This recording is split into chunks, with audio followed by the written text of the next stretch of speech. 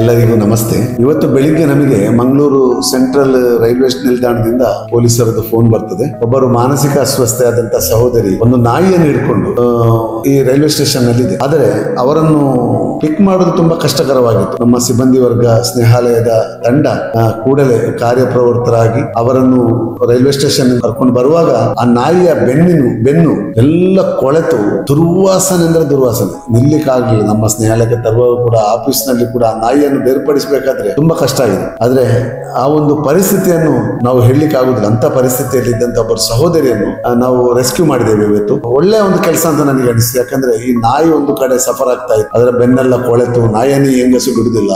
ಇವರು ಮಾನಸಿಕ ಅಸ್ವಸ್ಥ ಒಳಪಟ್ಟಿದ್ದಾರೆ. ಅದ್ರ ನಾಯಿ ಅವರಿಗೆ ಹೇಗೆ ಸಿಕ್ಕಿತು ಏನು ಗೊತ್ತಿಲ್ಲ. ಅವರ ಹೆಸರು ಹೇಳುದಿಲ್ಲ. ತುಂಬಾ ಅಗ್ರೆಸಿವ್ ಆಗಿದ್ದಾರೆ. ಈಗ ಸ್ನೇಹಾಲಯದಲ್ಲಿ ಅವರಿಗೆ ಉತ್ತಮ ಚಿಕಿತ್ಸೆಯನ್ನು ಕೊಡ್ತಾ ಇದ್ದೇವೆ. ಇನ್ನು ಮುಂದೆ ಅವರ ವಿಳಾಸವನ್ನು ಪತ್ತೆ ಹಚ್ಚುವಂತ ಕಾರ್ಯ ಮಾಡ್ತೇವೆ. ನಾವು ಧನ್ಯವಾದ ಹೇಳ್ತೇವೆ. ಮಂಗಳೂರಿನ ತಕ್ಕ ವೇಳೆಯಲ್ಲಿ ಮಂಗಳೂರಿನ ರೈಲ್ವೆ ಪೊಲೀಸರು ಅವರನ್ನು ಗುರುತಿಸಿ ಸ್ನೇಹಾಲಯಕ್ಕೆ ಮಾಹಿತಿ ನೀಡಿ ಅವರಿಗೆ ಒಂದು ಹೊಸ ಬಾಳನ್ನು ಕಲ್ಪಿಸಲು ಅವರು ಸಹಕರಿಸಿದ್ದಾರೆ. ಮತ್ತು ಕಳೆದ 15 ವರ್ಷಗಳಿಂದ ಇದೇ ರೀತಿ ನಾವು ಹಲವಾರು ಮಾನಸಿಕ ರೋಗಿಗಳನ್ನು ನಾವು ಕರೆತಂದು ಅವರ ಸೇವೆಯನ್ನು ಮಾಡುವಂತದ್ದು ಭಾಗ್ಯ ನಮಗೆ ದೇವರು ಕರುಣಿಸಿದ್ದಾರೆ. ಕಳೆದ 15 ವರ್ಷಗಳಲ್ಲಿ 1600ಕ್ಕಿಂತಲೂ ಹೆಚ್ಚು ಜನರನ್ನು ಮಾರ್ಗದಿಂದ ಕರೆತಂದು ಅವರಿಗೆ ಚಿಕಿತ್ಸೆ ನೀಡಿ ಮರಳಿ ಅವರ ಮನೆಗೆ ಸೇರಿಸುವಲ್ಲಿ ನಾವು ಸಫಲರಾಗಿದ್ದೇವೆ ಅಂತ ಹೇಳಲಿಕ್ಕೆ ಸಂತೋಷ ಪಡ್ತಾ ಇದ್ದೇವೆ. ಇದೇ ರೀತಿ ನಮಗೆ ಕಳೆದ ಹಲವಾರು ವರ್ಷಗಳಿಂದ ಸಹಕರಿಸಿದ ಎಲ್ಲ ದಾನಿಗಳನ್ನು ವಂದಿಸುತ್ತಾ ಸರ್ವರಿಗೂ ಸರ್ವೇ ಜನ ಸುಖಿನೋ ಭವಂತು.